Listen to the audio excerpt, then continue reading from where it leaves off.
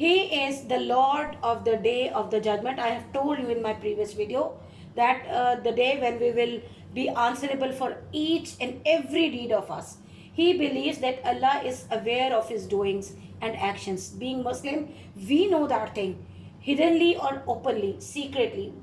Whatever we do, Allah is aware of each and everything. Even what do we know? If we do not say from tongue what is in our mind, in our heart, He knows it. He is closest even to our sharak. I don't want to say it in English because it's more easy to understand that how close Allah Almighty is with us.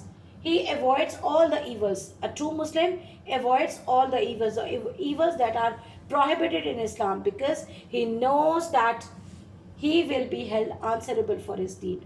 When we will be in front of Allah Almighty at the day of the judgment, obviously we will be, Allah will ask from us that I have given you the Quran as a complete code of life. I have given you the prophets and the Khatamun Nabiyyin Hazrat Muhammad Sallallahu Alaihi Wasallam. He will not ask from us कि what we have done. Beta, we have to think over it, and we should realize that how much straying we are from our right path. So we have to pray that Allah Almighty guide us to the right path, and uh, keep all of us in His mercy, right? It is His belief that Allah is omnipotent. Omnipotent mean the Lord of endless powers. Mean not even a single, what should I say, particle of sand cannot say that, or we cannot say that it is out of His grip, or it is out of His command, or it is out of His powers.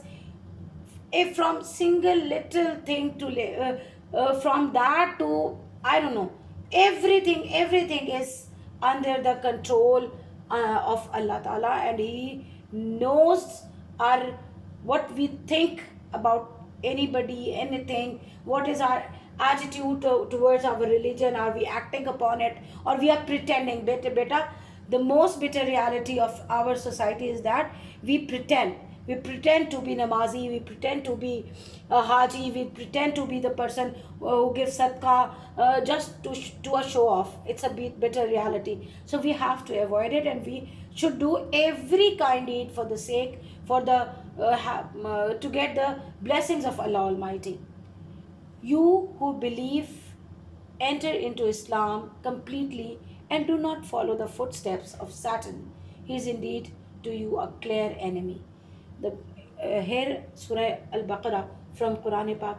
This is Allah saying that once we believe, we enter in the circle of Islam, and if we do not follow the footsteps of Satan, mean if we are Muslims, we should not follow the footsteps of Satan. Beta, what are the every home is filled with the footsteps of Satan. Media, Facebook, Messenger, I don't know what type of apps are there, and TikTok. These are all the footstep of Satan, and how proudly we are doing that, though it's not relevant. But beta, again in Islam, you know that we are so lucky ummat, that you know that when in past the communities, the nation who deviated the way of Allah Ta'ala, Allah Almighty punished them. He made them pigs, monkeys, and can you see today that what we are getting in the pictures with different cat shape, dog shape, lion shape? This is not for the ummah of Nabi Pak Sallallahu Alaihi Wasallam, and he will definitely ask from us that what we are doing to beta, avoid it. It's a great sin. He is indeed to you a clear enemy. Obviously, gives you a lot of attraction, and we blindly follow the footstep of him, and he is a clear enemy. So we have to be very careful about it. Okay, beta, coming towards next paragraph. A true Muslim leads a simple and fair life. Fair, where there is no unjust attitude, same behavior. He pays special attention on cleanliness of his body and soul, because in Islam, beta, this is H. It's in like Hari. It is. It seems like N. I'm sorry, that is my stupid carelessness, and I am apologizing for it. Um, because in Islam, cleanliness is half of faith. You know that, beta, we of Muslim performs ablution five times, have special arrangements of bath to make himself clean. Only then namaz is accepted or hajj is accepted. So, and besides all that, Allah in Islam, Islam emphasizes on cleanliness. Okay, he earns livelihood, rosy earning through honest means, and is contented with it. Whatever he earns, he feels satisfied with it. He controls his desires, but our desires are, what should I say, non-stop running horse. You cannot pull it back. So a true Muslim controls his desires. He does not beg for things. He only begs from Allah Almighty. He does not bring down his self-respect.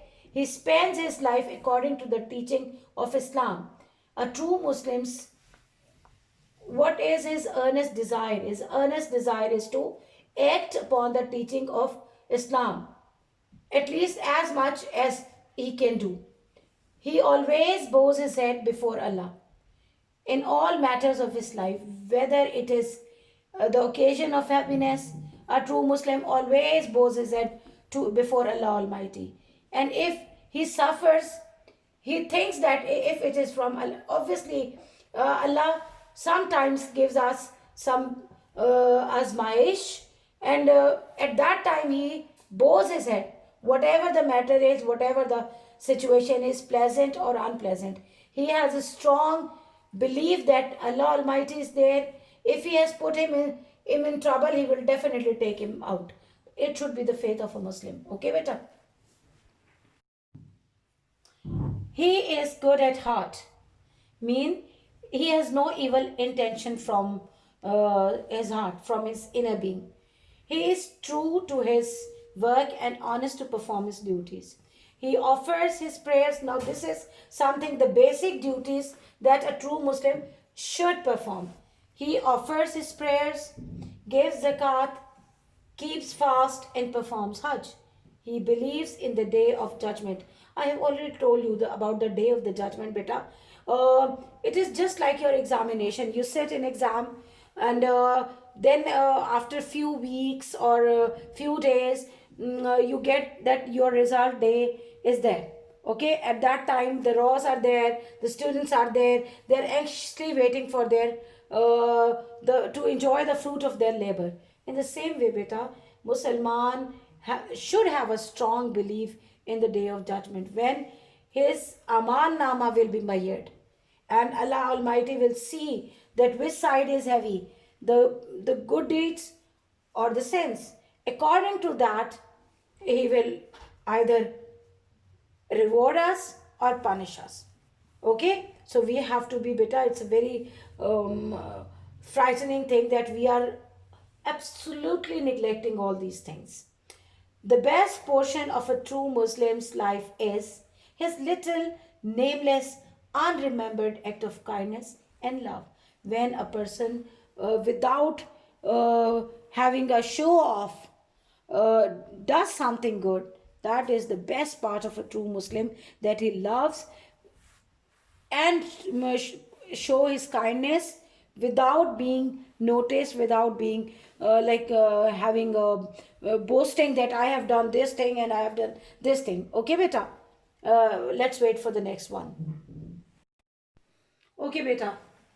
A true Muslim has a great regard for his neighbors. He respects their rights, shares their joy and sorrows, and tries best to help them and sacrifice everything. A true Muslim seeks knowledge and acts upon it. He leads a life of discipline and deep study related to Islam, to ponder what Allah Ta'ala has ordered to us and how to act upon it. There is no difference in his actions and preaching. Now, a true Muslim is one who does not defame or abuse others. Mean he does not become a source of tension, problem for others, but he becomes a refuge for mankind. Mean a shelter for the mankind. Mean if somebody comes to him, he helps him out, their lives and their properties. A true Muslim takes great care of the rights of his fellow beings. He wins the heart of others by his good dealings.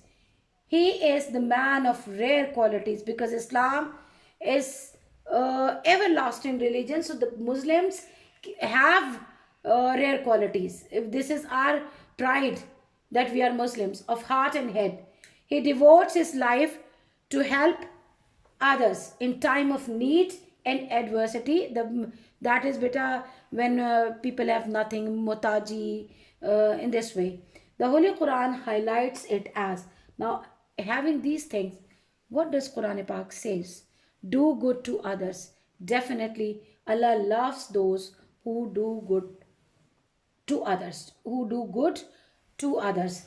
I forgot to write two. You have to write two over here because you have read that maxim. um, do good and have good. Allah Ta'ala likes those people who prove themselves that they are beneficial for the rest of the society. Okay, so beta, this is it's the last paragraph I will tell you in the next video, and we will end up our this essay. Okay beta, coming towards the last paragraph. True Muslim, he is the symbol of integrity and honesty. These are the qualities: fair, honest, solid in all his deeds. Even his worst enemies admit that he is unpurchasable. Mean you cannot deviate him from the right path at any cost. In short, a true Muslim possesses keep all the positive and constructive qualities, the qualities that are beneficial not only for his life, for his family, not for only his relatives, but the whole society and the whole humanity. He is beneficial and useful to his family, the thing that I have explained to you, society and humanity. Now, in the end, we will end up our essay in these beautiful words of Holy Quran. How Holy Quran describes the true Muslim. You are the best of people, evolved for mankind, selected for the mankind. How? Enjoining what is right, to do the right things, forbidding what is wrong, and avoid those deeds that are strictly prohibited in Islam. Now, beta, in the end, I have some lessons. You should get it from this essay. Keeping this last beautiful golden words of Quran. Can you guess where do we stand? My head fell down, bow down, feeling myself ashamed. Because beta, when we have azan, we love to sleep. When we have azan, we watch drama. We do not bother. Allah Almighty, how merciful He is, beta, that we are such deviated people, and still His uncountable blessings are showering on us. So beta, this is the time that we have to think that we should have a strong hold on the rope of Allah Ta'ala. May Allah guide us to the right path, the path of those on whom He has bestowed His grace, nor of those who went astray, and the wrath of Allah will definitely be a cause of their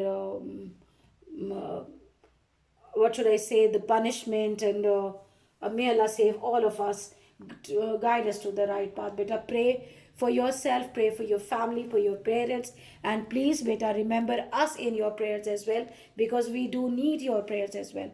Pray for your school, pray for the administration of Qura education system, pray for your head, respected Ma'am Nishad, and pray for your teachers as well. And while praying for all, beta, please don't forget me. I love you, and in return you can pray for me to show that you love me too. Okay, love you, beta. Take good care of yourself.